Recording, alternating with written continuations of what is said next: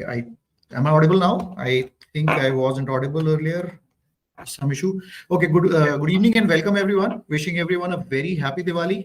On behalf of my team and colleagues, Varun, Vikramjit, Rahul, Chetan, Rohit, I welcome you all to this event this evening, where we all get together to seek knowledge and guidance and wisdom from probably perhaps the greatest and the best minds on markets around our side of the globe. Someone who's been so precise in her predictions and views on the market. Not many have achieved that. I've been a part of her team, directly reported to her, so I know the kind of hard work that goes into and how she's built this entire setup from scratch as a first generation entrepreneur.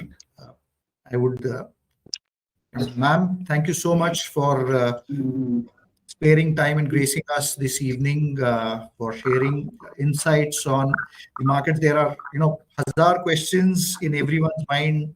War hai, Ukraine, Russia, Israel, Palestine. Of course, then there is the US markets and the US interest rates, which are just not, behaving in the right way. Inflation, everything, everything looks wrong, but the markets are just not stopping in India. सबके दिल में यही. I'm sure you'll get a lot of questions on this, but that's what we are here to learn from you. कि in such times, how to tide the market, what is the way forward, क्या दिख रहा है, कैसे रहना चाहिए. सबका confidence डगमगाया हुआ है. 100% dealing with investors we can make out डरे हुए हैं. पैसा लगाने वाला भी डरा हुआ है, जो लगाया हुआ है जिसने वो भी डरा हुआ है कि निकाल लेना चाहिए. So would love to hear from you and Achin in the next maybe 1 hour or so on what First Global, how First Global makes makes such a huge difference in its approach in predicting and analyzing the markets, not only domestic but globally. And the way forward, of course, where are we headed as investors, as advisors? What should be our approach? Over to you, ma'am, and Achin. Thank you so much. I would request you to please take over and run us through. Thanks, Harbir, for a nice, kind introduction. And I always feel proud of people who have worked with us, and I call them our alumni, which are now all over the industry. So we've been around for a lot of people who are now in senior positions on both sell side, buy side, and I always tell them that keep the flag flying high. So coming to what you are saying, obviously everybody wants to know the permanent question, kya lagta hai market, as a KLH, as I call it. But we'll obviously come to that. But prior to that, I would also like to sort of set the background as to how we do things and why we do things in a certain way, and where does that lead us. And I mean, in terms of base, I would say that we are very data driven and we are very systems driven. We are not so story driven, so we are not selling whatever, I mean, India growth story, or for that matter, the negative story that you were talking about geopolitical risks and this and that. So you have to look at where the data leads you, where it has, where similar circumstances led you in the past. And since you, I mean, we'll come to it in more detail later, but since you mentioned the fact that people are scared ki abhi nikal jana chahiye, the thing I want to leave with all of you here is this, that all of us understand the risks of being invested in the market, that when you're invested in the market, your portfolio can go down. But there's also a risk to not being invested at any point in time, which is that you miss out on the up move. So whatever you want to allocate to equities, I never say that allocate 100% of your portfolio to equities, but whatever you want to allocate to equities, at times, of course, the risk of a crash is very high, as was the case in COVID time when we went very risk averse. But in many other times when the risk of a crash is not so high, it makes sense to remain invested, because otherwise you might miss out on an up move. And how dramatic that difference can be, I'll just tell you. We did this exercise last year. Actually, we repeated it. Excuse me, I'm just recovering from a viral. So we repeated this year also. So the numbers have shifted a bit, but the percentages remain the same. So if you had invested, let's say, 100 rupees in the Sensex, so when it started a little over 40 years ago, it would become 44,000. This is last year's figure. This year was 55 or so. Anyway, so 40, even if you work with 44, if you missed out in 40 years just the 10 best days, that 44,000 would come down by two-thirds to about 15,000. If you missed out on 30 best days, which is not even one day a year on the average, 90% of your returns would be gone. So, I mean, do you want to risk that? Even at COVID time, and this is, we are there on public record, we had said on March 2, 2020, that something very strange happening. It's not the time to be invested. But in 3 weeks, March 23rd, we again tweeted saying that time to be back in the markets. But if at that time you kept sitting on the fence that I will wait, let things look more certain, and you had just waited little over a month, in that from March 23rd to April end, both India and US went up nearly 30%. And then thereafter, however carefully you choose your portfolio, you could never make that up. So, I mean, bottom line, where we sit today, I would still think that the sensible thing is to remain invested. The part where you need to be very careful is the small caps. But we'll talk about that in more detail in a while. For now, I will hand you over to Achin, who will talk you through, because as I said, it's very important to understand the way we do things rather than only look at the conclusions. So, he will tell you about the process that we follow and why we follow that process and where does that lead us. Achin, over to you. Thank you so much, Devina. I hope my screen is visible now. Harbir, can you? Yes. It's pretty much visible. So, good evening, everyone. Today we are looking at the central question for investors, which is there a one-stop solution for all your investment needs? Our options have expanded with technology, offering a range from equities and REITs to commodities and precious metals. Choices are great, but making the right decision is the key. So whether you are interested in specific markets like India or global investment opportunities, it's important to find a balance that fits your portfolio. And over the course of the next few minutes, we will talk about our game-changing approach to investing that Devina briefly mentioned about, that combines the best of humans with the best of machines into a seamless investing model. And as we move forward, let's just take a moment to acknowledge the solid foundation that we are standing on. With 3 decades of expertise in Indian markets and a quarter of a century of global presence, our experience speaks volumes. And our journey doesn't stop there. I mean, while these years have shaped our understanding and strategy, there's much more to our story. Let's delve deeper and discover the breadth and depth of our knowledge and how it translates into success for our clients. So let's dive in. It's often said that the proof of the pudding is in the eating. So let's first look at the performance of our various products. What you're looking at right now is a performance of our equity focused portfolio under a PMS structure in India. This shows our performance since inception till the last completed month. So this is the entirety of our history under the PMS structure. As you can see, a crore invested in the India Super 50, which is our equity portfolio, would have become 2.4 crores as of the end of October, whereas the same crore in the benchmark would have become 1.8 crore.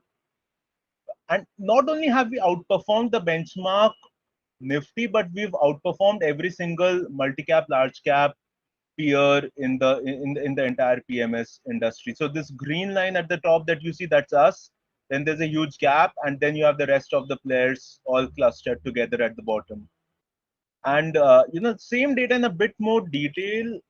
So as you can see, in terms of returns, we've delivered 141% return since our inception, which not only is it far higher than all the names that you see here, but in fact, most of these names that you see have not even matched Nifty returns over this entire period, let alone come close to where we are. So, all of these Motilal, Axis, IFL, Ambit, Marcellus, ASK, they've not even matched Nifty returns. But returns is half the story. When you're looking at returns, it's equally important to understand the risks that are being taken to deliver those returns. That's where the rest of these two columns come in. So this column in red, which is the CAGR by volatility, tells you how much return was delivered by the portfolio for every unit of volatility. And once again, as you can see, we're far, far ahead of everyone else. And this risk adjusted measure truly shows the gap between us and the rest of the peers. There's hardly anyone. We are at 1.67. There's nobody at 1.5, and there's just a handful of people above 1. All of the rest of them are below 1, as you can see. And the next metric, which is equally important, is a gain to pain ratio. Once again, very simple metric, very powerful. You take the net return that the portfolio has delivered and divide it by the gross losses over the entire period. So how much net return have you delivered for every unit of drawdown that the investor had to endure? Once again, we've hit it out of the park. We're far ahead of everyone else. And then a similar comparison with the mutual fund space, where we are looking at the top large cap, multi cap, and flexi cap mutual funds. Once again, the story is the same. We are at the top, everyone else trails behind, both in terms of returns and risk adjusted returns. And then finally, this is the performance of our global multi asset product versus the corresponding benchmarks. So this has been around for almost 9 years now, and we've delivered a dollar CAGR of 8.2% per annum, whereas the benchmarks are between 4.5 to 6% in the same period. So once again, $1 million invested in this product 9 years ago would have become 2.1 million today, whereas the same amount in the benchmarks would be around 1.5 million, around that mark. So given that we've looked at the performance, the all important question that arises is this: how have we managed to deliver such stellar performance consistently over time? Now, we pride ourselves on a unique approach to investing, which, like I mentioned, is one that has been honed over years of experience across global markets. First and foremost, the results are not the outcome of any individual person's brainwave or whims and fancies. In fact, the old school fund management model, which is one where a human, one or two individuals drive the entire investment process, that entire approach no longer works. No, because if you look around, technology has brought in disruption in so many fields. Think of a sport like hockey, where countries like India and Pakistan used to be a dominant force from the 30s to about the 70s, and then the game changed. They moved from grass to astroturf, which meant that you needed a completely new set of skills to dominate the game, and countries like India were not able to keep pace.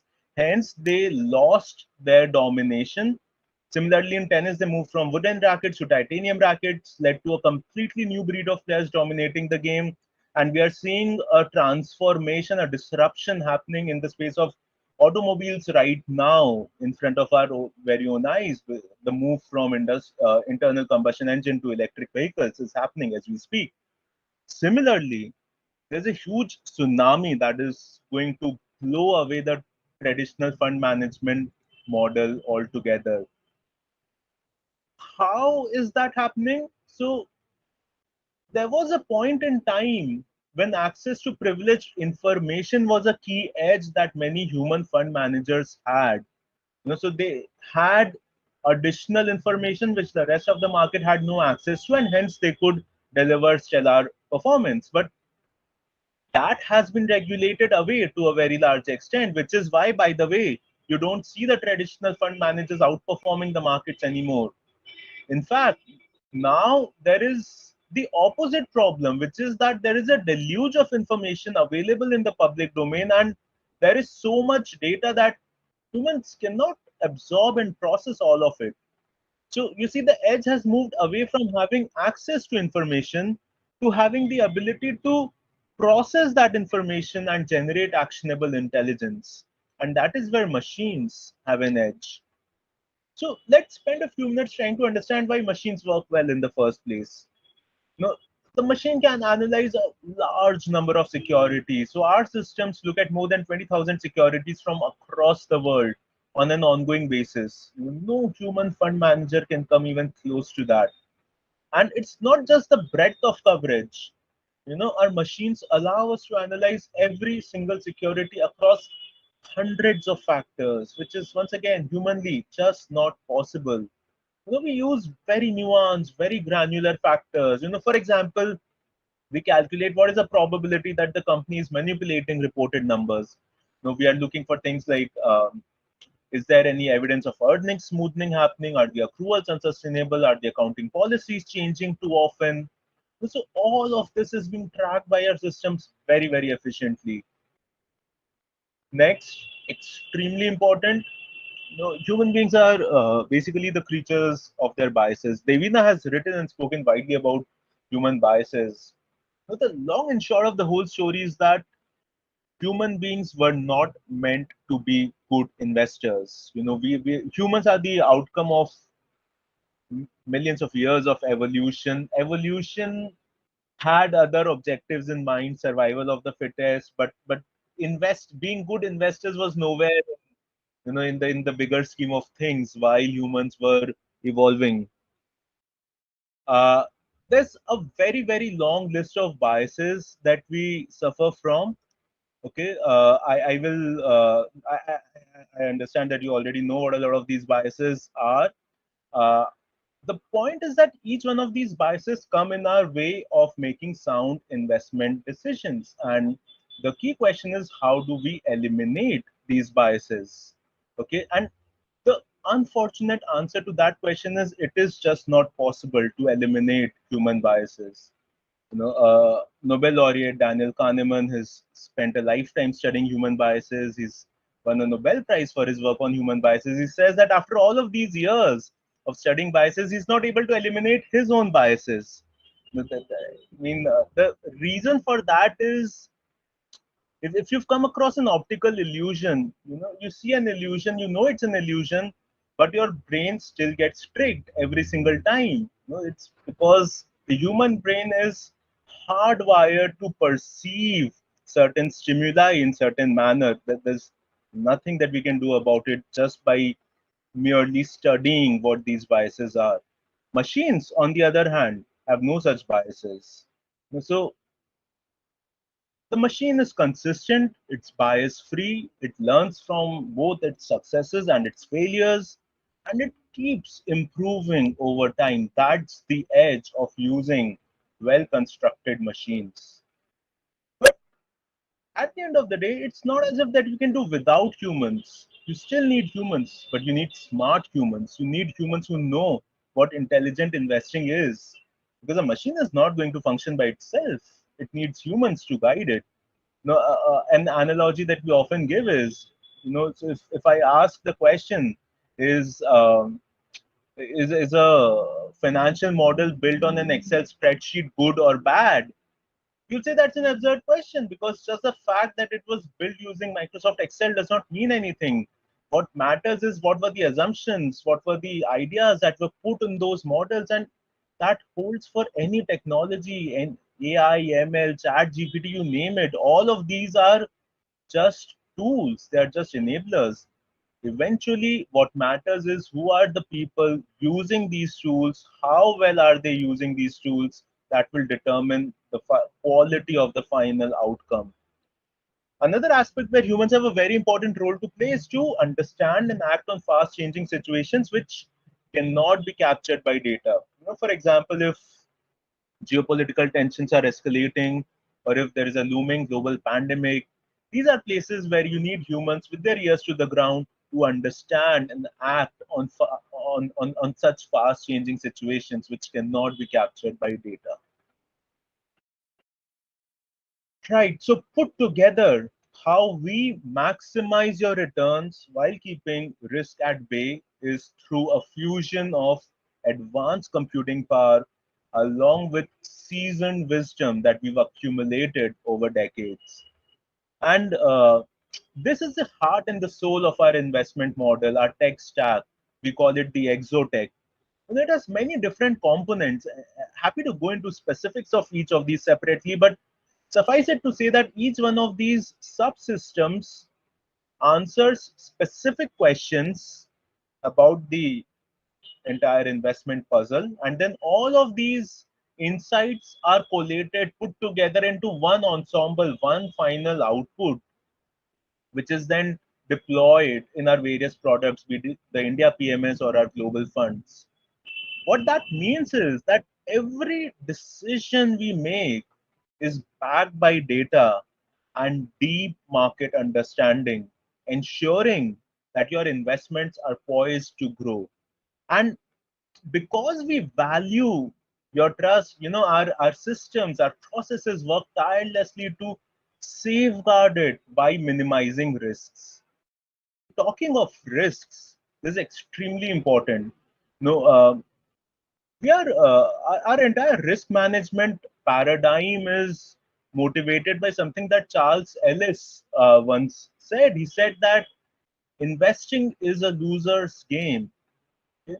What that means is, in order to win the game, you need to avoid the losses, sidestep the big losses, do not make the big mistakes, and the returns will take care of themselves.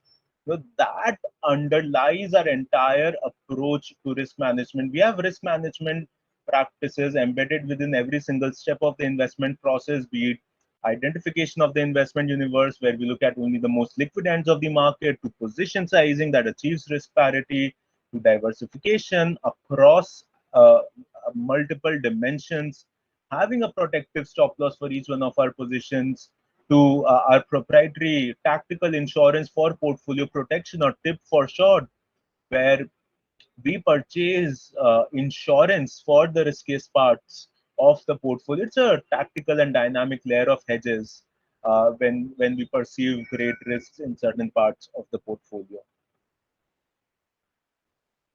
So, like I said, our first number one mantra to investments is protect the downside. Do not lose big money. In fact, we say this often: more than half the fees that we charge is for risk management, less than half is for return management.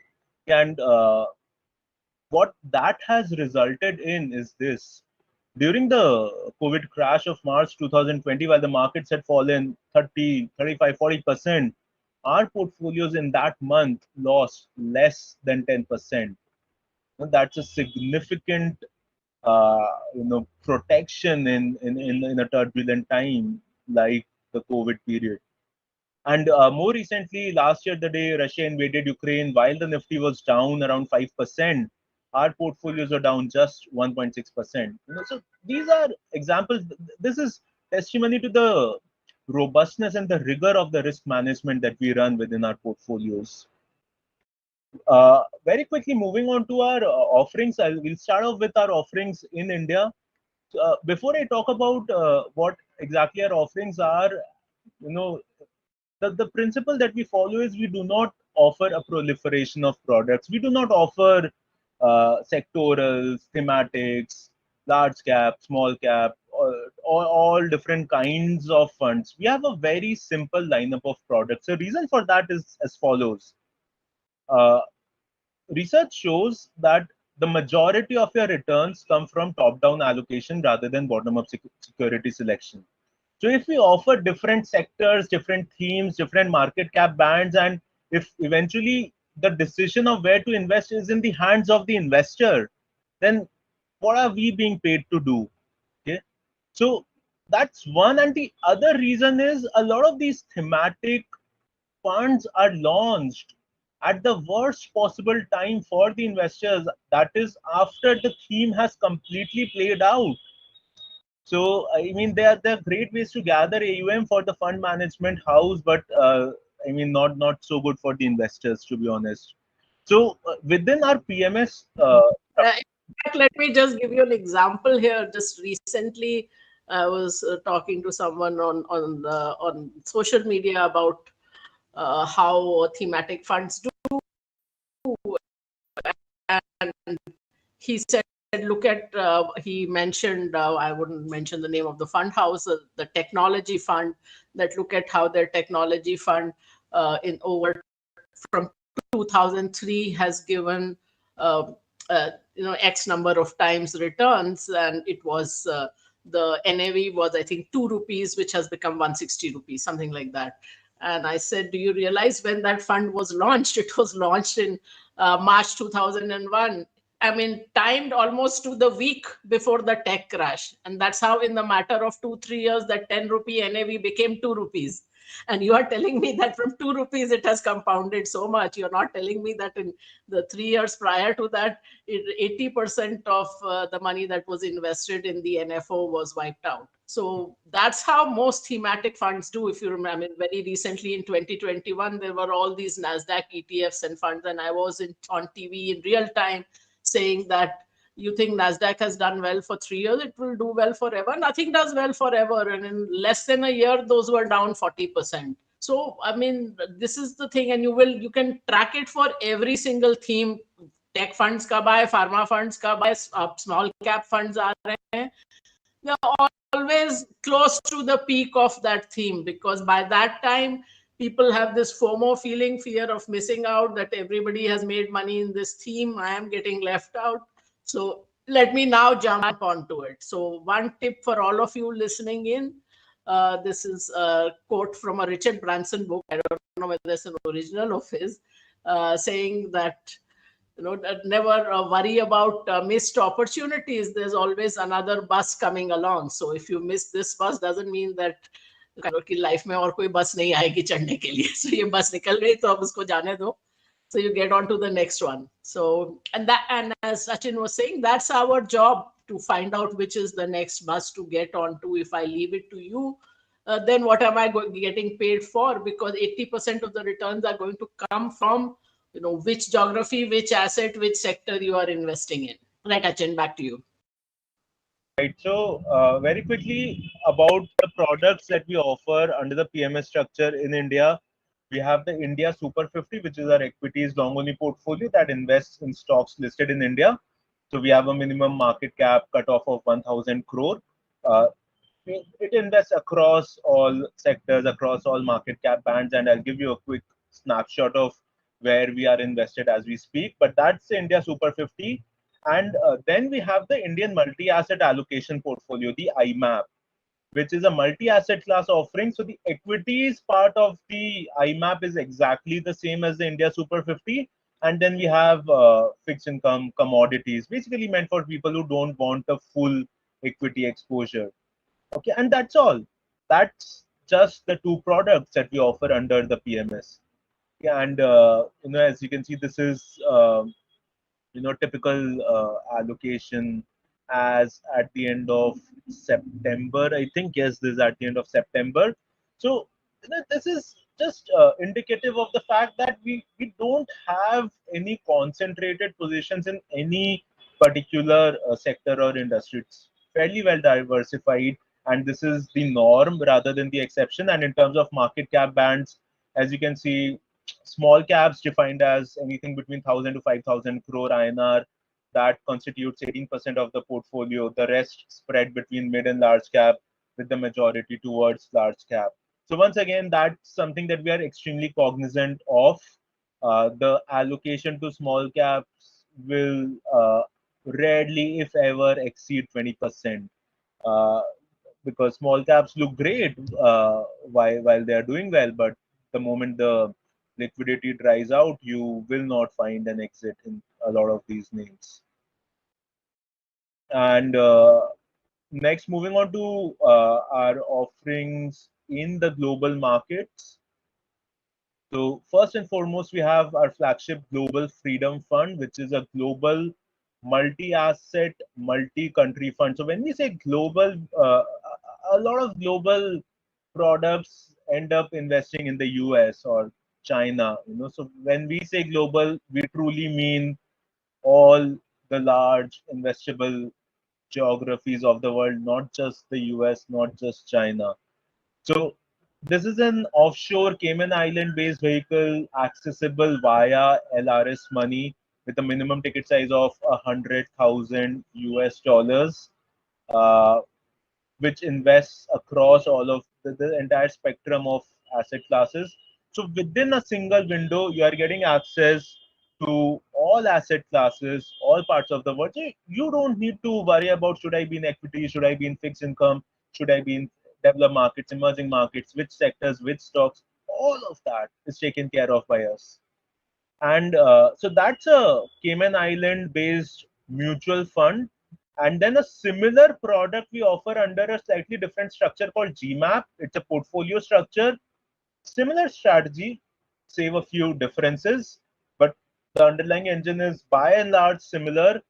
This is offered under a portfolio structure with a minimum ticket size of 10,000 US dollars. That's all.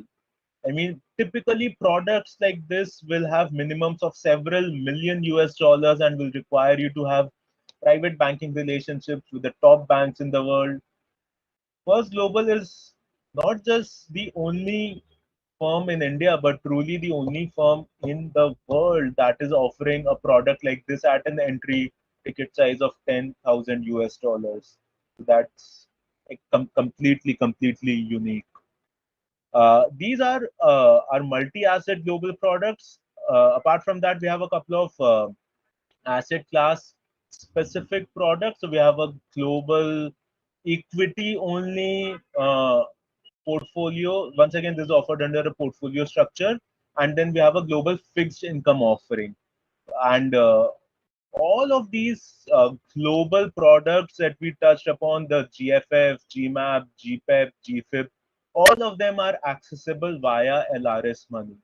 Now, there's another suite of products that we have for global markets, which are available to non-LRS money because they rely on a bit of leverage. We trade derivatives, so you cannot send money via LRS and invest in those products.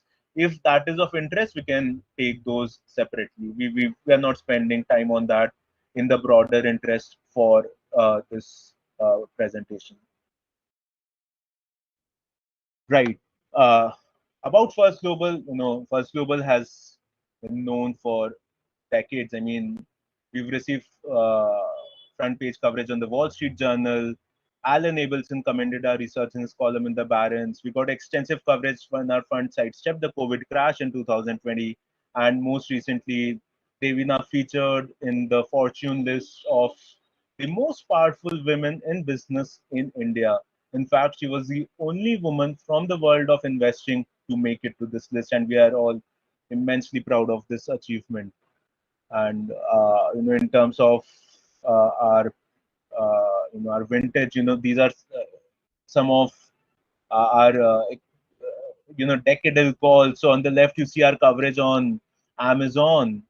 So after the tech crash, the world had written of Amazon Business Week, came out with a cover saying, "Can Amazon survive?" And in that same week, we came out with a strong buy on Amazon. And First Global was the only firm to have a buy, let alone a strong buy, call on Amazon at that point in time. And Jeff Bezos sent us an email thanking us for the support. And we know what happened over the next 20 years. On the right, you see our coverage on HDFC Bank from June 1996, 1 year after its IPO. So the cover shows a baby transforming into Arnold Schwarzenegger. That's how First Global saw HDFC Bank way back in 1996. And like it's mentioned, Devina received recognition for being one of the most powerful women in business in India. About the team, so obviously Devina needs no introduction. She's a stalwart with more than 30 years of investing experience. She holds a undergrad degree in maths, stats, and English from Lucknow University, where she won 8 gold medals, and then she was once again a gold medalist at IIM Ahmedabad. I have the privilege of heading the quant research team. I have a BTech in computer science and engineering from IIT Kharagpur and an MBA from IIM Bangalore. Alok, who's here on the call with us today, he has been a part of the organization for more than 20 years, and he's played an instrumental role in developing a lot of the systems that you saw on that exotext slide. Kavita, once again, a part of the call today. She heads fundamental research, once again, been a part of the organization for more than 20 years. A lot of the global media coverage that you just saw, a lot of it was Kavita's work. And of course, the team is much more than what you see here. We have some very, very talented and bright individuals, both in the fundamental and the quant teams. And on that note, I will hand back to Devina to talk about some of, people all keep making a lot of big calls. Okay, you see, you turn on any business channel and you'll see all pundits making predictions. But how many of them actually go back and take a stock of the predictions they've made? We stand by what we say. We always believe in accountability. So over to you, Devina, to talk about some of your big calls over the last couple of years, please. Yeah, thanks, Achin. Yeah, so I mean that's the thing. So when people ask me, अभी तो नया संवत शुरू हुआ है ना कि अगले साल सेंसेक्स क्या होगा या निफ्टी क्या होगा, or they ask me in January. For 30 years, I have never ever given a Sensex or Nifty projection. Now I have the theoretical basis to say why you should not do it, because it is not only something that you don't know, it is something that you can't know. So जो भी आपको कोई projection देता है, my suggestion is you write it down and check at the end of the year how good or bad they are every year.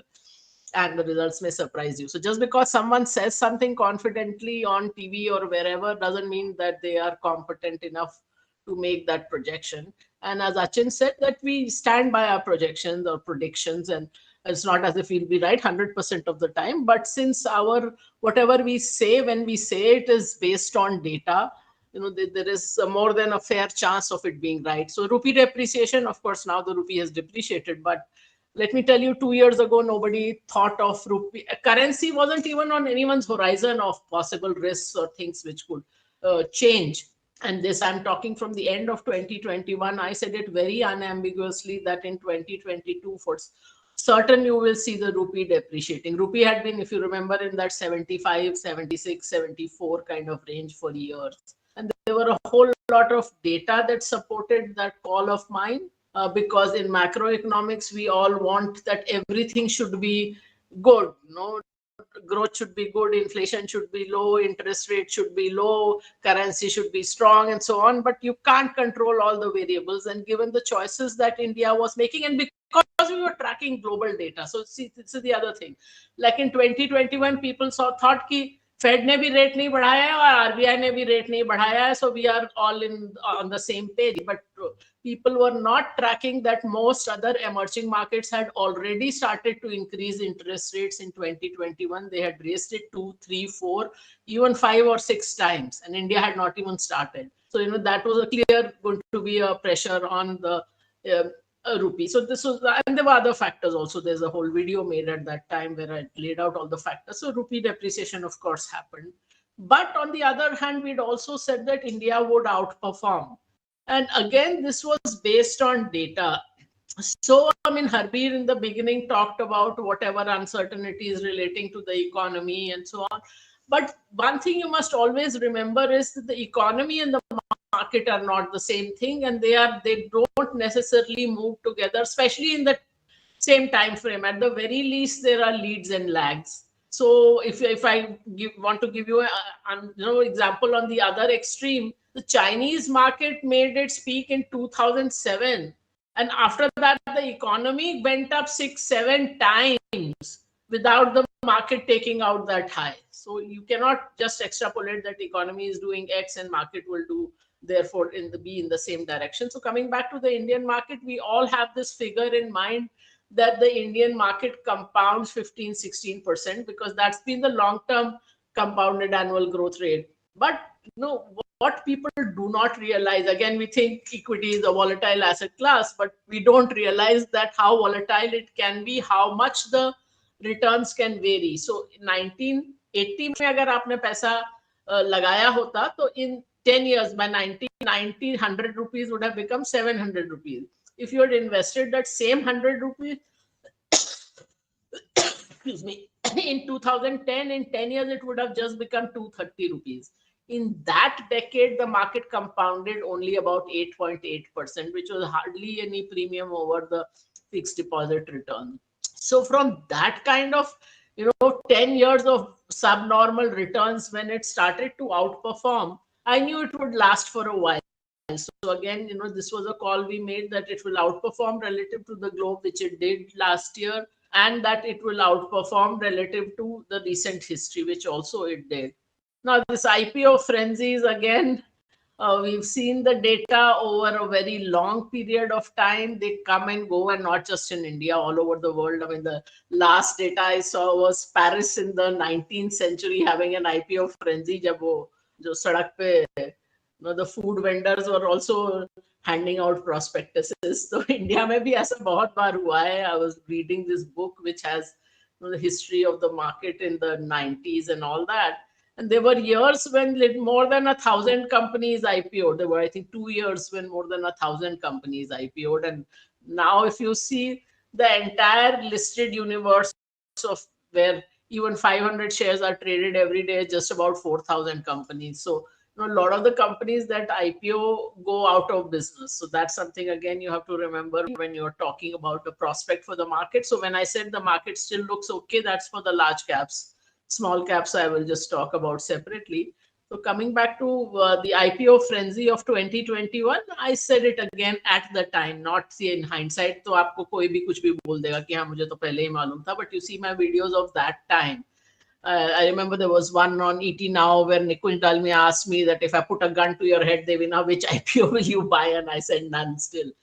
And I'd also laid down the reasons why. Because see, anytime you are trying to say that instead of PE or instead of price to book, or let's look at some other kind of ratio, or let us look at, instead of looking at 2 years out earnings, let me look at 12 years out earnings. Once you start doing that, you are not doing a valuation, you are only justifying a valuation. So I was very clear those so-called new age IPOs are not going to go anywhere, and which is what happened. In the last 1.5 years, twice I have made, and this is again on record, it's there on my Twitter also, I have said twice that this is clearly the time to invest. One was June 2022, and later on I saw the index was about 15,300, the Nifty. In March 23, when again I made that call, and no ifs and buts, I said I don't know whether it's the exact bottom, but it is in the range, and the index was less than 17,000 then.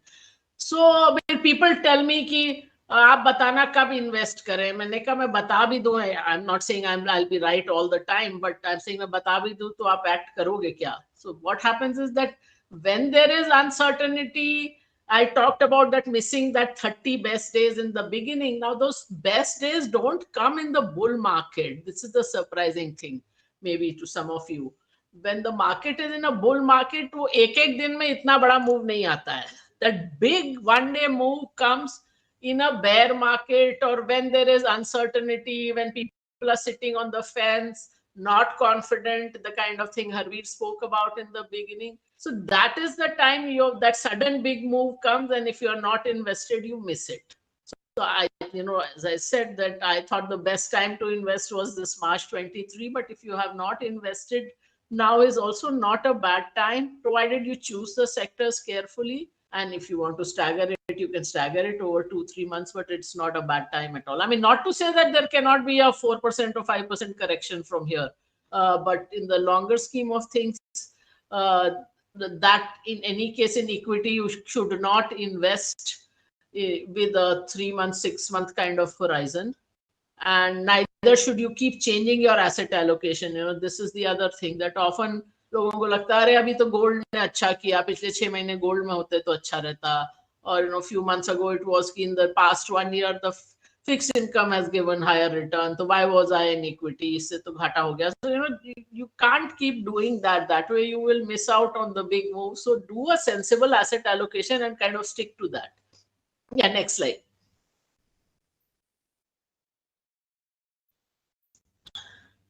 And this was also, this I briefly mentioned, that when all these NASDAQ funds were coming, I was on TV at that time saying that this is another bias called recency bias, where you just extrapolate the recent past. And I said, NASDAQ has done well 3 years. You think it will always do well? Nothing does well forever. Russia, Ukraine, the day the war broke out, when people thought the world was coming to an end, I had made a video and I was on TV and I said, this will be forgotten by the market sooner than you know. Because we looked at, again, data. We went back 40, 50 years. We looked at every geopolitical upheaval. The US bombing Libya, the two Gulf Wars, Afghanistan, 9/11. And in every single case, the markets that were not directly impacted, like in this case, Russia and Ukraine, ka to khair market is directly impacted. Leaving aside the actual combatant, nobody else was impacted 6 months or 1 year later. So I said the only impact, because Russia and Ukraine are big commodity players, will be what happens to commodity prices and how that impacts the fundamentals of certain companies. But otherwise, this overall impact will dissipate, because otherwise always it happens that around that incident, before and after, there is turmoil in the markets and then it just grows off. And on the other hand, the wars themselves don't get over. Now, this is the thing, that the impact on the markets is very ephemeral, but the wars don't get over, even though the adversaries may be very mismatched. You would think कि US को कितना लगेगा to crush Vietnam or in Afghanistan, but nobody gets out in 2 weeks. It just stretches on. But हम लोग का तो the view is very narrow. So from that narrow view, that impact on the markets goes away. So if I look at the situation in Israel and Palestine today, I mean, as a human being, I am extremely pained to see thousands of children dying, to hospitals being bombed, and really, I mean, war crimes being committed. There's no other way to say it. But will it have a huge impact on the markets? I don't think so. So crypto, again, look at data. Even though crypto, there's no great 50-year data, but even your Bitcoin ka data jahan se bhi available tha, you could see that there had been multiple drawdowns of 70%, 75%, almost 85% also at the time when this whole euphoria of crypto was going on in 2001. And we said that, and at times we did have very small holdings in crypto assets, not cryptocurrencies directly, but certain other crypto assets. But that was only in a very diversified portfolio, where we felt at times that there was a negative correlation to some of the other things. But overall, we were clear that this was a very volatile asset class. And in 2021, I had written multiple articles on crypto, and all of them said that this is the history of the drawdown. So, if you're investing, you should know this is that you can have drawdowns of 70-80% in this asset. So that's it. Of course, not to say that everything we say comes out to be right. Like, for example, last year we thought the probability of a US recession was relatively high, which hasn't quite panned out till now.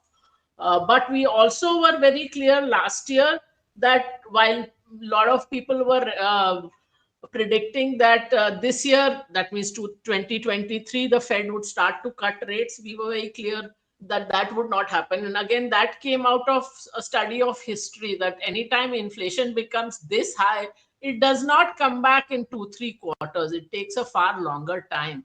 So, I mean, we were clear that there was not going to be a case where the inflation would come down enough for Fed to actually start cutting in 2023. So, that's the way we like to do it. We look at all data.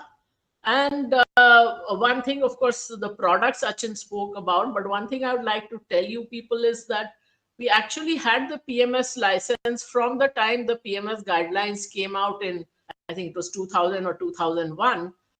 But we didn't launch a product for 20 years. And the reason for that was that I felt that I can take other people's money, your hard-earned money, only if we had a systematic approach where there was some predictability, where it was not just dependent on my judgment, however good I think my judgment is. So we waited till we had a system and then we launched a product. So as I was telling somebody that I am a first principles thinker, I don't mind being the first in something. I don't mind being the last in something. Like we were the very first, not just the first Indian firm, but the first Asian firm outside of Japan to go international. So we were the first Asian members of the London Stock Exchange and the NASD. This is 99, 2000, as far back as that, when everyone told me that it can't be done. Who's going to listen to you when they can get research from Goldman Sachs and Merrill Lynch and Morgan Stanley? Why will they listen to you? I said, if I know how to do it, they are going to listen. So I didn't mind being the first there. I didn't mind being practically the last to launch a portfolio product, because I wanted to be certain I can do a good job. And if I can do a good job, that's when we launch a product. So that's why since we launched, we have done as well as we have. And that's coming out of a system, which is why you feel comfortable saying that there is some predictability to what we are doing. So, I mean, coming back to that kya lagta hai market. So I spoke about the large caps a while back, but let me just, before handing it back to Harbir and his question, let me just also give you a little bit of history. I mean, I'm always talking history and data on small caps. So on small caps, the thing is this, and especially this is, many of, I think some of you are advisors, that many of your clients may be new to the markets and may not have this perspective as to what is the risk of investing in small caps. I just mentioned that how many companies get listed and how many survive 10 years, 20 years later. That's one part of it. So if I look at the small cap index in 2008, from the highs it made, it fell nearly 80%, 78% to be exact. And then the 2008 index number was next reached in 2016. That's one. After that, 1.5 साल का bull run फिर से आया था small caps में. Then 2018 again, the index fell nearly 2/3, 65% it fell. So now, often people do not understand this basic mathematics, that percentages are not symmetrical. So in the COVID crash, if your fund went down 33% or 35%, you need to rise 50% to come to zero. So when the small cap index fell 80%, it can go up 5 times and you would still have zero returns. Similarly, when it fell 2/3, it can triple and you will have zero returns. So now I find some small cap fund managers or advisors or micro cap advisors saying, oh, I have compounded 60% in the last 2 years. But this is the point, that if you are down 2/3, you can compound that and still not even be back to zero. So be very careful on that. That's one. Number two, people will say, okay, wo to index hai na, I'm choosing the stocks very carefully and I will do very well. So how many small cap stocks did not fall in the 2008 crash? 1%. In the 2018 crash, how many did not fall? 8%. So, I mean, how likely is it that you are going to be that superb, amazing fund manager who will pick up those 1% stocks which are not going to fall? So this is stupidity, I would say. And the third thing is this, that even when I say that index came back to the 2008 levels after 8 years, that was not even the same index, because small cap index churns 18-20% every year. So in 6 years time, it's a new index altogether for the most part. So keep all this in mind. So the bottom line is this, that small cap is a risky end of the market. So limit your exposure there. We in our PMS rarely will go above 20%, at the most 22-23%, when our systems show that small caps are doing very, very well, because that's an inherently risky area. And also, while things like, for example, stop loss help you, in a small cap that may not even help you, because once those stocks start to fall, there is really no exit. It can fall very rapidly and you may not be able to get out at all. So that's the framework. Harbir, back to you. So what specific questions would you like me to address? Thank you so much, ma'am. And even with your viral, the energy was evident. You know, uh, something which was pretty evident in your energy, and the knowledge that you've shared is something priceless. Incidentally, you mentioned about the tech fund, and we have with us Chetan Gill, who probably the only person I know who made money out of that particular tech fund. Incidentally, he's going to take forward the Q&A session with us today. My old friend and colleague from my Standard Chartered Bank days. So I would request Chetan to please take over the Q&A session, and whatever questions we have, let's get an answer to them from ma'am. Yeah, thank you, Harbir, and a warm welcome to Devina ma'am. Ma'am, I would just say that yeah, what Harbir was saying was true, but then I became conservative because then I didn't want to bet too much. Having seen the markets going down in the tech boom by 80%, I got a little conservative. But like you said, there are many if you miss one bus, there are many other buses which may come along, or many other trains that we can catch. Sometimes it can be a super fast train like the tech boom, which within a year and a half or two was like an express train, and sometimes there are slow moving trains. But obviously, each one can take it according to the asset allocation or whatever. But ma'am, looking at your profile, it's a brilliant profile. You gold medalist. You identified HDFC Bank at rupees 38, which I think X split and all would be 3 rupees or 4 rupees, a 500 bagger. You identified Amazon at $15, X split at $0.75, again 1,000 bagger nearly. And I think Jeff Bezos wrote a mail to you when you initiated the coverage when other firms were not initiating any coverage on the Amazon stock in 2001 too. But now at this point of time, like we got so many reports which say that India has had the maximum number of multi-baggers in the last 20 years because it was a developing economy. So maybe the small caps, mid caps, or grew to large caps. And so what would you say for the next decade or 2 decades? Is it going to be India's decade, or are we going to get more multi-bagger in the US because they have AI, they have technology, they have a Microsoft, what would you say to that? Well, first of all, I would like to say that India, I told you the last decade, actually the 2010 to 20 decade was a very subnormal decade. It was not a good decade at all.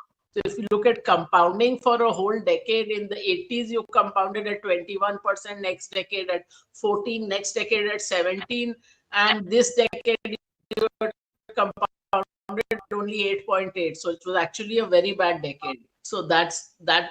This, I don't know what data you would be looking at to say that it was a great time for India. It wasn't up to 2020. After that, of course, we have done well. But even then, because of how the globe has been, it is not as if that you've got great compounding still, which is the reason why I'm saying the risk of a crash is not very high, because the risk of a crash really comes when you're way above the trend line. You've not even come to the trend line yet.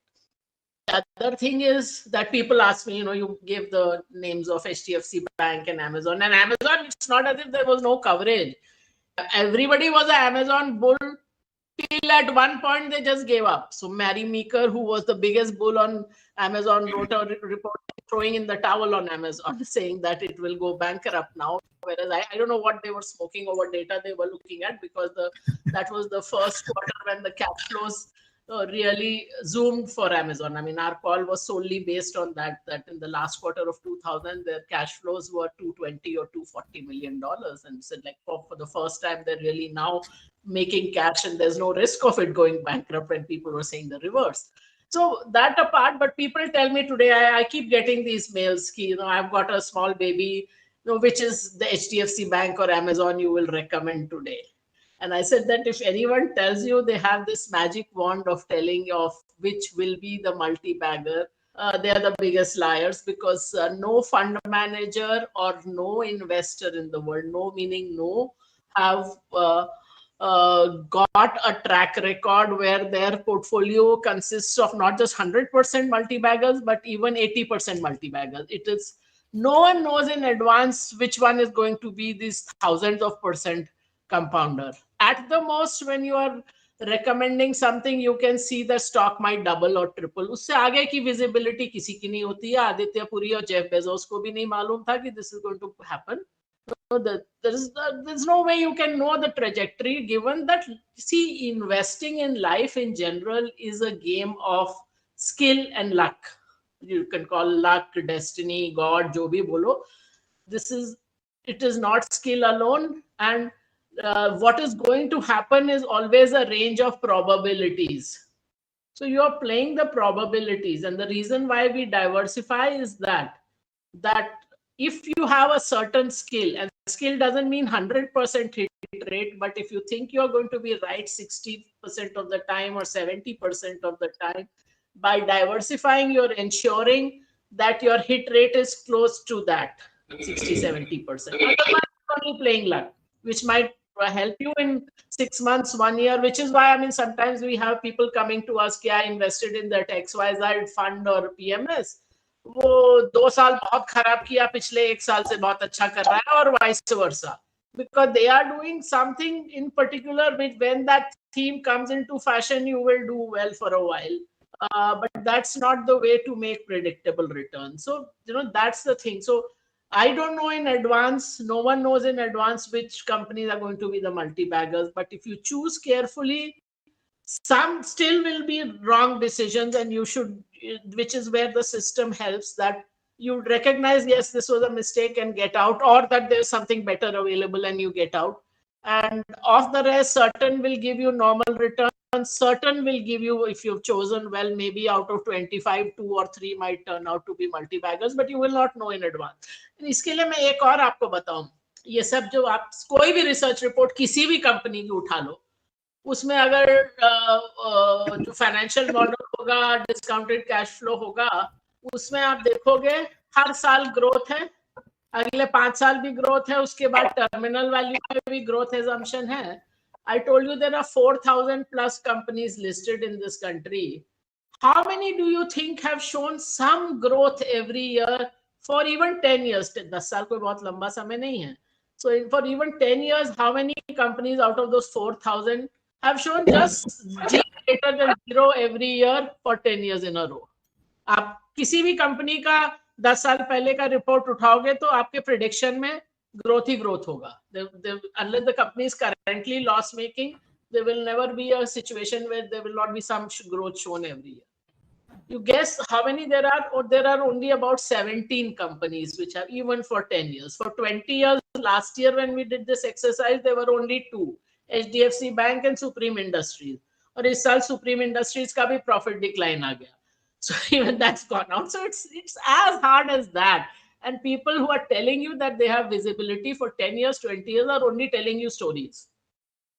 Stories आप सामने वाले इंसान को convince कर सकते हो, because human beings, again, this is a very hardwired bias in us that we love stories. In fact, stories, you can say, is what makes us human. No, अभी मेरे को ये problem होती है, like you are even getting empaneled with a bank, let us say, for distribution, and the bank investment team will say, can you tell us the story why you are holding these stocks, or which are your high conviction ideas? I said our whole system is against high conviction ideas. We don't want to have high conviction ideas, because the high conviction ideas means you will not enter and exit at the right time. 2020 or 2021 mein our best performing stocks were some of the chemical stocks, which, as you know, did so well in that period. But जब उसका time खत्म हो गया, we got out. If we had built it up in our minds that this is the best business and the best managements to be in, we wouldn't have gotten out. Or abhi, for example, people have started talking of this manufacturing and capital goods story in 2023. Our systems liked it in 2021. So we have been overweight that sector for over 2 years. And the question which we very objectively ask every quarter is the story over? So we don't want to be sold stories, and we don't want to sell stories, because that systematically brings down your returns. मतलब जो लोग FMCG का गाना गाते थे 2020 में, वो ITC को नहीं देख रहे थे. Whereas when our systems liked the first FMCG stock they liked was ITC, and we bought it, and it was like a top performing stocks for a good 1.5 years. जब तक जो FMCG वाले लोगों ने तो खरीदा ही नहीं वो. So I mean, stories always create a problem for you. So we don't want to sell stories or buy stories. That's why we go by data. So data means on the same criteria, on a bias-free, noise-free basis, you're looking at all stocks and choosing from all stocks.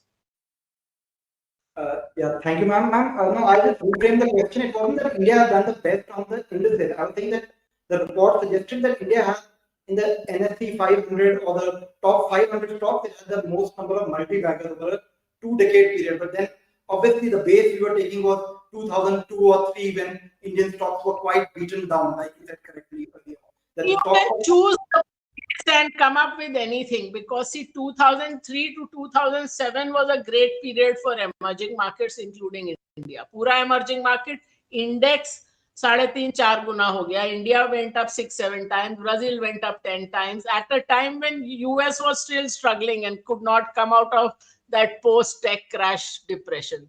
So that's just a matter of carefully choosing another entry point. You can show the reverse figure. So that's not a very meaning, because uske pehle 2003 se pehle kya hua tha, 94 to 2003 India had a net zero return.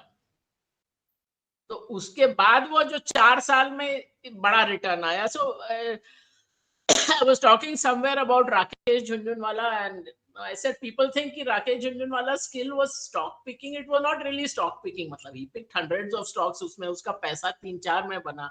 But his real skill came out in that book. I mean, this was just a throwaway line in the book, but to me, it was the crux of the book.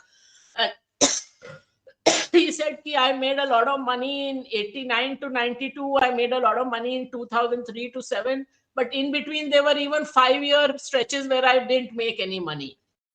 So the fact that he understood and could live through that equity returns are lumpy. और होगा ऐसा कि आपको कुछ return नहीं बने for many years, and suddenly then वो 3-4-5 गुना हो गया in 2 years. So that's the nature of equity market. So if you don't panic and you really internalize that and you can live through that, I think that was his skill.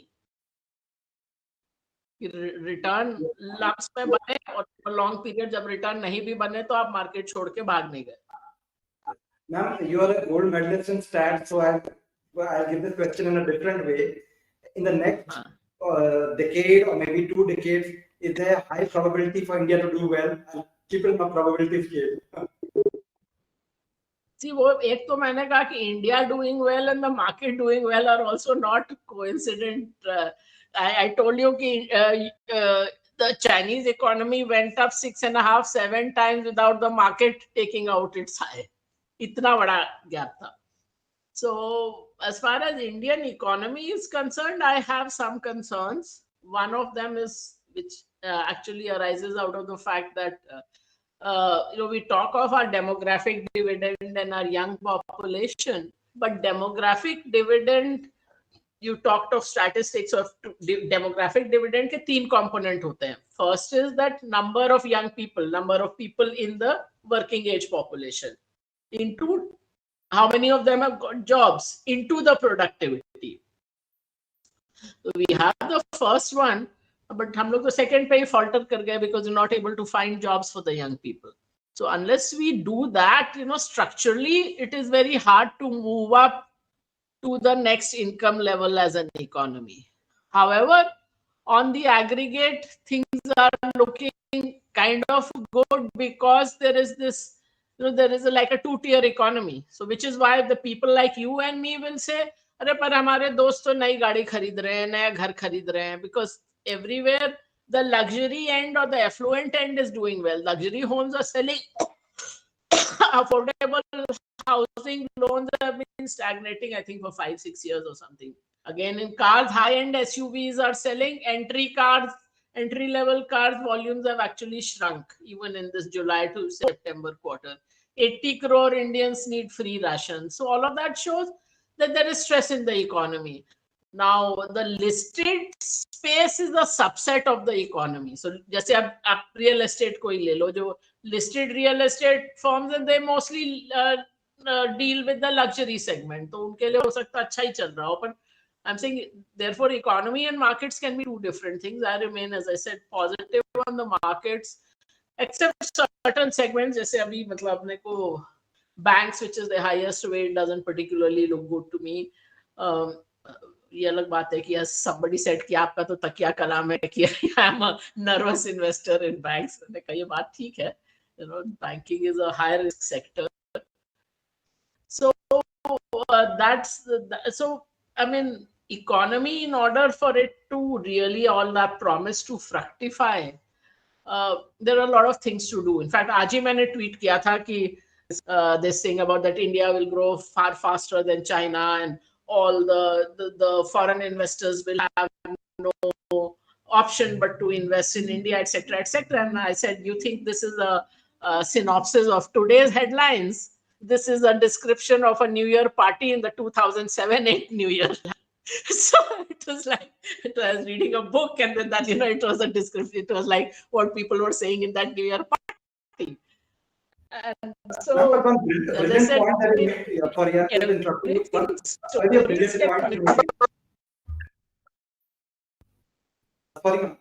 think your audio is lost. Yeah, one earlier brilliant point you made, ma'am, was that predicting what are you saying? Yeah, so predicting growth over the longer term is very difficult. Like you said, only 2 companies have grown at a certain compounding rate over the last 10 years. Zero, not even a certain compounding rate, at greater than growth greater than zero every year. That's all. Not even a 1%, 2% benchmark I'm talking about. Just greater than zero. Another fund manager had just quoted this book, Built to Last. They said it was written in the 90s, and it had said that in the US, companies like GE and IBM will continue to grow, but 20 years down the line, those companies are nowhere in the index. So he said that it's a series of long-term is a series of 1 to 3 years when we take a call on a stock, and after that we keep reviewing the results and all. Right. So in fact, ये जो दोनों books थी ना, In Search of Excellence and Good to Great, you see the companies featured there in the next decade, they hugely underperformed, and I'm not even talking the stock prices. उसमें तो आप बोलो कुछ और भी consideration है. Even on the fundamentals, they underperformed the S&P. So this is all fairly random. You all must read this book called The Halo Effect, which is precisely this कि जब अच्छा कर रहा होता है तब उस कंपनी की सब चीज अच्छी होती है. Like, I don't know how many of you remember, but Cisco at one point was the highest market cap company in the world. And ABB at one point in Europe was a very doing very well. And everywhere it would be, once you're doing well, then most admired company, you will be there. Best place to work, you will be there. Everywhere you will be there. And as soon as the performance starts to falter, वो same story उल्टी हो जाती है. That पहले it is that the CEO is very decisive. When it's not doing well, then it is that the CEO doesn't listen to anyone, and that's why it's not doing well. So the same qualities, you can look at it this way or that way. So a very eye-opening book called The Halo Effect, which is that when things are doing well or badly, then everything gets tinged with that. That's why, I mean, data is important, because as human beings, that's the way we like to do. I mean, that's a natural tendency. ये management अच्छी लगती है, इसलिए सब लोग ये सब ठीक ही करेगा. That's how you make those stories in your head and you act on that. Thank you, ma'am. Before I just go back to my colleague Harbir for another question, I just had one more question for you, in the sense of ये जो एक retail anecdote है जी America का, which says that when the shoe shine boy said you should buy stocks, you should leave the market. That was in the Great Depression of 1929. And right. Similarly in India, when the pan wala, the rickshaw wala started buying in the Harshad Mehta boom or the tech boom, people used to say you need to get out. But अभी यही retail person हमें fit में strength दे रहा है, हमें वो, but their majority flows are now coming into the small and mid cap. So what would you like to comment on the maturity of the retail investor in India at this point of time? So I spoke about that a while back, which was exactly this. People are new in the markets. They don't know the history of how risky small caps can be, which is why I gave all that data about what happened to small caps in the past. Because people coming in do not have that perspective that this is the kind of money you can lose in small caps. So I was looking at the mutual fund flows, and it is like there's a net outflow from the large caps and a net inflow into small cap funds. And many small cap funds where the fund manager may have been investing only in 100 stocks is now investing in 200 stocks because paisa itna aa gaya to lagana padega, which means that in all probability you are diluting the criteria also. So all this is like signs of potential trouble. So as I said, be very cautious when investing on that side of the market. And of course, there might still be new schemes and funds trying to raise money for this segment, because for them, the game is to increase their assets under management, not necessarily the returns that the investor will make. Ma'am, it reminds us of tech boom when there were a lot of tech IPOs and tech NFOs in mutual funds, and there were a lot of shares which came out. तो ये आप गांठ बांध लो कि thematic fund in majority of the cases will come near the peak of that theme, because तब वो बिकता है, तब वो इस level तक आ गया. You were talking about the shoe shine boy, so it is not just like the shoe shine boy giving you the tips, but वो जब तक वो रिटेल पर्सन को ऑन द स्ट्रीट ये समझ में आता है कि नैस्डैक में बहुत बड़ा रिटर्न बन रहा है या स्मॉल कैप में बड़ा रिटर्न बन रहा है, तब तक वो थीम का मोस्टली गेम हो जाता है. It is getting close to the peak. As I told you, that tech fund, which is from one of the very large fund houses, came out in March 2001. I mean, literally days before the market crashed. Yes, ma'am. But ma'am, on mid caps, you have spoken about being negative a little bit on small caps because of the valuations, and all small caps cannot be viewed similarly. But on mid caps, do you have a more constructive view? You see, ऐसा खाली we can't just go by market caps.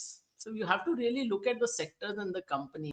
So ऐसा मतलब saying कि mid caps will do well and small caps will do badly, it's like that's in a sense an artificial categorization. So you have to be careful. You have to look at the sectors. You have to look at the stocks. So I wouldn't like to give a blanket thing. I'm just saying that as you keep going down the market cap ladder, the risks go up, including the risk that you will not be able to get out. SBI या Reliance पे आप stop loss लगाओगे तो at least you know कि वो stop loss में निकल तो जाएंगे ना. If you do some small cap, वो भी कोई guarantee नहीं है. तो वो circuit to circuit ही नीचे जाएगा and you would not be able to get out. There will be some youngsters also with us in this webinar, and there will be younger people also who follow people on Twitter, the FNO people, and there's so many celebrities who try to show their profit snapshot, and then there's the crypto, then the Bitcoin. So in that context, I would like to give an anecdote of maybe perhaps one of the greatest traders in the market called Jesse Livermore in the US market. And I think in 1929 Great Depression, he had shorted the market and he made more money. He could buy the entire Manhattan, but later on he kept trading, and I think in the end he committed suicide and all. So what would you like to say to the younger people on this webinar about trading and future and options and cryptos also? Okay, a few things I would like to say. One, manage risk, which means that even before coming to the equity markets, I'm saying don't go from one end of the risk spectrum to the other. So like in 2021, I saw, especially during the lockdown, that people who had not even invested in equities ever suddenly started to trade in crypto and trade in derivatives, as you mentioned. Even रात को जाग के Robinhood पर US market भी trade करेंगे. So don't do that. So it's your hard-earned money, so or your parents' hard-earned money, someone's hard-earned money. Don't do that. And I saw it not just with youngsters. I saw both people who had finished college, hadn't got a job yet, as well as people who had retired, suddenly discovering this day trading as a great activity. And all of you by now hopefully would have seen that data also, which says that 90% of the traders do not make money, make losses. And the even better data is of that 10% also the average money made is 50,000-60,000 rupees a year. So wo bhi aisa nahi ki they are making some crores. So it's a useless activity, not for anybody to get into. So don't get, and of course now you would have seen some of those people who were hawking courses. See, I mean, anyway, अगर तुम्हारे पास ऐसा कोई money making formula है, तो तुम ये 2,000-3,000 का course क्यों बेच रहे हो? फिर बनाओ का पैसा और घर जाओ. No, why are you spending your time doing this? Then ये समाज सेवा कर रहा है क्या? What do you think he's doing? So this is so we abhi Diwali nikli hai. This has always been my Diwali sandesh ki it's not just about worshipping Lakshmi Ma, it is about showing respect to the Lakshmi in your house. So showing respect to your money and managing it carefully. So don't be at either end of the spectrum. On the other hand, don't delay starting your investment journey, because you can put those numbers in a calculator, but the fact is that if you start at 5 years later, you will have to put in much more money in order to compound to that same whatever is your target number of crores at retirement age, and whatever that retirement age is. So if you start at 29 instead of 24, the difference is high. Even if you start at 45 instead of 40, the difference is high. So start, and start means do a asset allocation. The important thing is, some people freeze that I don't know how to do this. So first of all, of course, now there are resources available to educate yourself. But besides that, the main thing is that get your asset allocation, how much in equity, how much in fixed income, how much in gold, real estate. And even before saying how much should I put there, know where you are today. आधे लोगों को तो यही नहीं मालूम होता है कि what is my current investment, just fixed deposit में कहाँ क्या पड़ा है, कहाँ mutual fund में क्या है. So just tally it all up, see how much is in each category, and are you where you want it to be, or do you want it to be different? Since you're talking youngsters, sometimes you might find कि abhi I can't save much. So save what you can. So maybe you can save only 10% of your salary just now. So do that. But then say कि मेरा जो अगले साल increment आएगा ना, उसमें मैं 80% इसमें डाल दूंगी. So of the incremental, start saving more and more, even if out of your, instead of just upgrading your lifestyle. So put a greater part of whatever your income increase is into your savings and investment pie. So those would be some of my tips. Yes, ma'am. I'll just come to the audience question, ma'am. I'm doing it on a random basis. So Mr. Davesh Bansal has asked that what is overall view about Indian equities if we all see a repeat of 2004 in May 2024? After 20 years, like if India is winning the World Cup again, are we going to see a repeat also of the election fiasco in May 2024? So I don't know what he's asking, because in 2024, just after the election, the market fell and then it zoomed thereafter. So, so it's not as if after 20 years, because that election result was a shock to the market, because no one had expected Congress to come in, and it did come in, and so it was the immediate reaction was a crash. I don't remember the exact number of days, but thereafter the market recovered and then went on to zoom. So I don't think we can look at कि अभी 20 साल हो गया तो exactly वही होगा या नहीं. But as I have told you that I am generally positive on the markets, or at least on the large cap side, and the small cap side more cautious. Ma'am, fair enough. Ma'am, there's a question from Mr. Varun Pal. He's saying, what is the fair CAGR a retail investor should be looking for a decade of investing from here? I mean, a decade for 10 years. The problem in the equity markets is this, as I told you, that if you look at each decade's compounding itself, it has been that different, that 21% in the 80s, then 14%, then 17%, then 8.8%. So that's the kind of variability you see. So, I mean, very difficult to say. Long-term compounding has been 15-16%. So if that's any kind of benchmark, maybe that's what you should expect over a period of time. Yes, ma'am. And then there's a question, a follow-on question from Mr. Ranjit, whether index funds are good products to invest for a long period instead of going into active funds? There's a passive versus active debate again.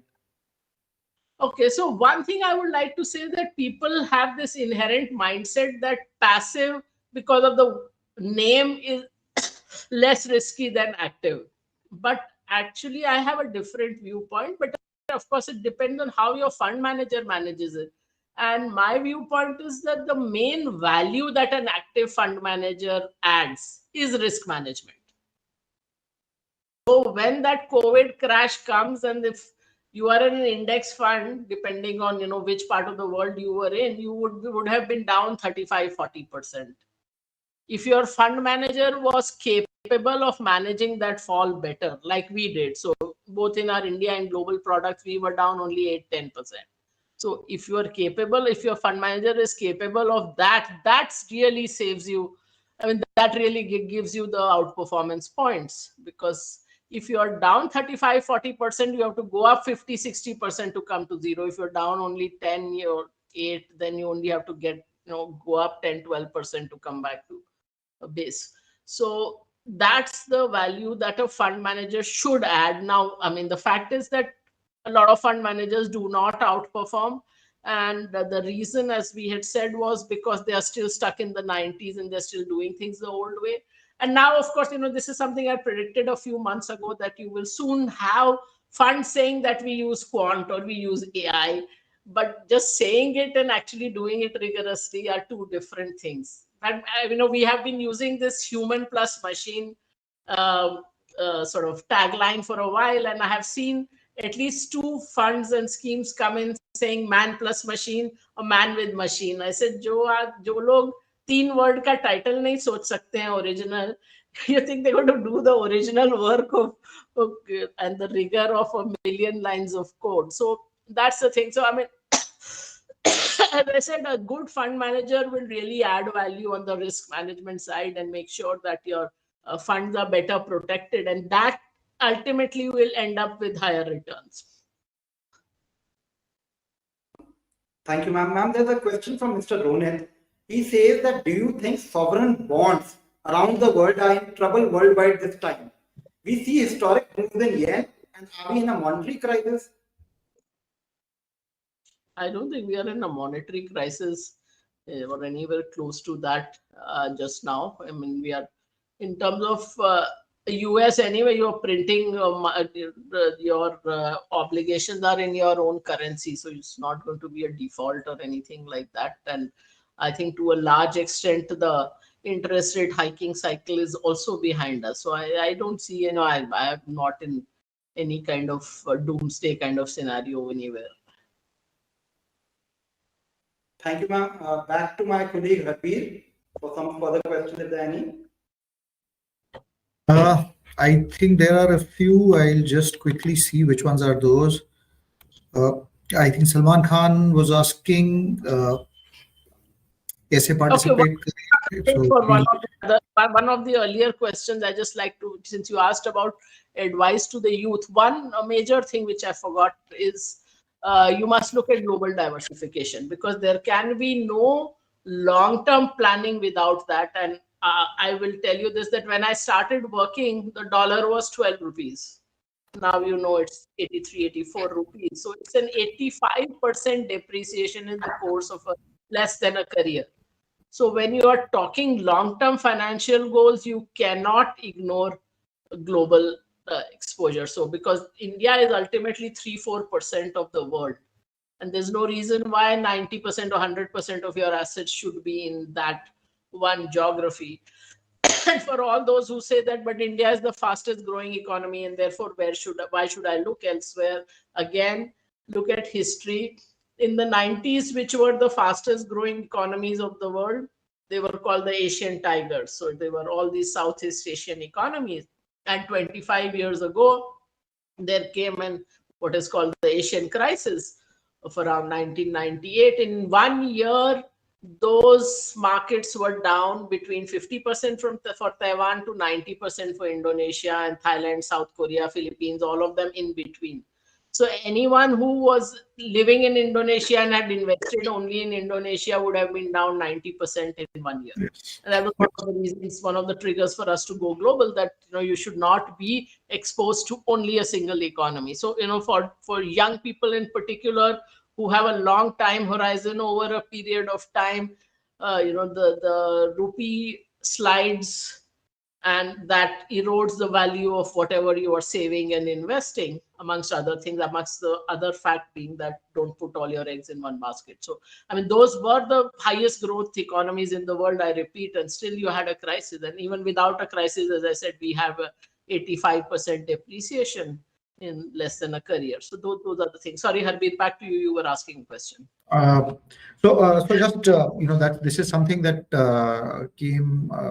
I'm asking, carrying on with what you were discussing, ma'am, with this LRS TCS being increased, how is it impacting the global investment? Because global diversification is something that I learned from you, and I've been very vociferously promoting that even when I'm talking to investors and my distribution partners now. But with earlier in those days it was 5%, so it was a much easier task to do, and you could invest up to $2.5 lakh abroad. Now with just with it increased to about 20%, for someone who wants to invest $1 lakh, $100,000, has to pay a TCS of $20,000. Obviously he can reclaim it as a refund, Right. but then that does discourage the investor quite a lot to look at global investing, not only in equities but in any form of global investing. So how does one look at that? Yeah, I mean, there's nothing that can be done about it. The good thing, of course, is that you can claim it back. So that's it's actually only a cash flow issue for a few months. But I mean, it is what it is. As I said, for a long-term horizon, this should not matter, because, as I said, it's only a cash flow thing for a few months. It is something that you will get a set off for. So it's not really. I mean, it's just that when money goes out of your pocket, you feel it, because that's the way. Again, this is also a human bias that you feel that. Correct. But if you look at it rationally, it is just a few months when that cash was anyway going to be given, and it's given a few months earlier. That's all it is.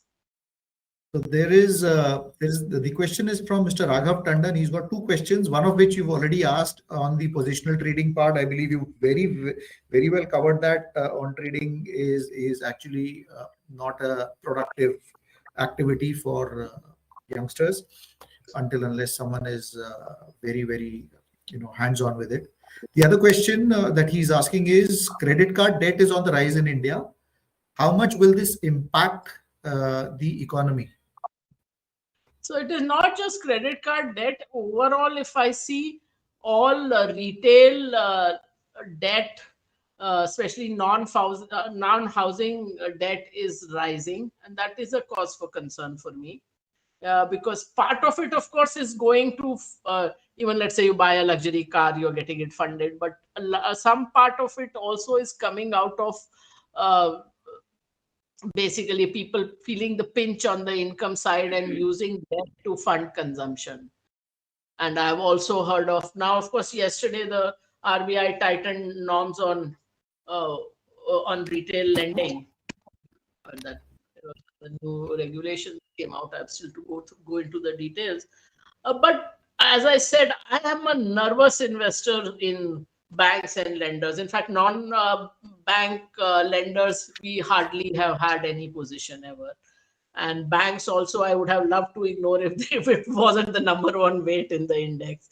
So even so, I mean, 2020 and 2021, we hardly had any exposure to bank. We had, but far less than the index. And both those years, like Nifty Bank was the only sector index in the negative in 2020. In 2021, it was up, but only half as much as the market. I think market was up 22. This was up 11. Last year, middle, we went market weight on banks because we saw the cycle changing in terms of fundamentals, credit growth growing, NPA behind them, etc., etc. But now again, we've started to, last couple of rebalances, we've cut again. as I said, कि people tell me कि आपका तो तकिया कलाम है कि I'm a nervous investor in banks. The problem with lenders is that as an outside investor, you can never know what's going on inside and where the problems lie. It will just come as a negative surprise one day out of the blue. And we've talked about HDFC Bank earlier. So let me tell you this, that while Amazon was a pure numbers call, that yes, I mean, that this is what was happening on the cash flow. HDFC Bank, yes, there was this whole business case to be built for private banks and all that. But there was also a comfort factor for me. As I said, it was a plus call because a lot of people in HDFC Bank, including Aditya himself, were all ex-colleagues from Citibank, including their risk team. In fact, the risk head was my last boss in Citi, and I said that if he's looking after risk, I know his risk will be managed well. So I have, so that was part of the call, that HDFC Bank se negative surprises ka come chance hai, and which also did happen. They steered clear of that whole infrastructure funding boom and things like that. But otherwise, in a bank, you don't know what's going on. You know, where they have lent, kahan se kuch gadbad ho jayega, and it's a leverage sector. So आपका capital कम है, no, और आपने इतना lending किया हुआ है, उसमें अगर 5-7% bad हो गया, तो suddenly you will have a negative situation. So that's why I'm just generally careful on banks and lenders. So I will not take a lot of risk there, because that's part of our whole risk averse thing, that there are enough places where you can make money without taking undue risk. Right. So I think we'll take this as a last question, and this probably I'll answer. How to predict about loss-making newly listed fintech companies by Ranjit Asati. I would simply say avoid them altogether at all costs. Don't even look at them is the best way to predict how to be scared of, because again, with a long memory, you remember every few years some boom comes in lenders of various forms. Kabhi wo leasing companies aati hai, abhi ye fintech aayi hai, and it's all so, you know, internationally also BNPL. What does BNPL mean? Buy now, pay later. It is the same thing as the 100 saal pehle bhi installment scheme hoti thi. It is the same thing, just rebranded. As someone said, you know, the all innovations in finance ultimately come down to methods of increasing leverage. वो खाली अच्छा नया fancy नाम आता है, अभी fintech है. And lenders, I always laugh when people say that they are growing ahead of projections. I say that how hard is it to hand out money? Return होगा ना, तब बात है. People say that I am lending more than I planned to. How hard is that? Oh, correct. Makes sense. So, as you rightly said, पैसा देना सबसे आसान है. आज P2P platforms भरे पड़े हैं. Every other day someone comes and says कि सर ये P2P platform में BNPL में funding कर रहे हैं, and they are picking up money left, right, center at 11-12. In fact, in certain cases as high as 16-17% as deposits. Covering them as small deposits of 50,000-60,000 rupees or a lakh rupees. But we always believe what ma'am has, I would simply endorse what ma'am has said. Be careful with your money. You have to be very careful with the Lakshmi. Diwali का time है, Lakshmi सबको चाहिए, सबने पूजा भी की होगी, पर उसका ध्यान रखना सबसे ज़्यादा ज़रूरी है. So with that, ma'am, thank you so much to you and your team, Achin, Harsh, everyone, for sparing time for this session. It was a very exciting and insightful session for all of us. Good catching up with all of you all over again after almost 11 months, and look forward to more such sessions. Thank you so much, ma'am. Thank you, ma'am. Chetan, and thanks to all the viewers. Bye. And have a Bye. great new year. Yes, ma'am. And we look forward to a great 2024 and a decade also, ma'am. Right, ma'am. Thank you, viewers. Wish you all a very happy Diwali and, of course, festive season ahead. Keep investing. The risk of not investing is the biggest risk of all, is the biggest takeaway from this entire session. Raghavji, it was my pleasure. This is why the session was to take your questions and get them answered from Devina ma'am directly. And she's been kind enough to do that. Achin, thank you for a lovely run through with the processes and the philosophy of, First Global and its fund performances. Look forward to more sessions and thank you, everyone. With this, we end so this much, session. everyone. It was a pleasure to be here. Thanks a lot. Bye. Thank you, Harbir and the PMS Times team. And Varun. Bye-bye. Thanks, everyone. Thanks, team.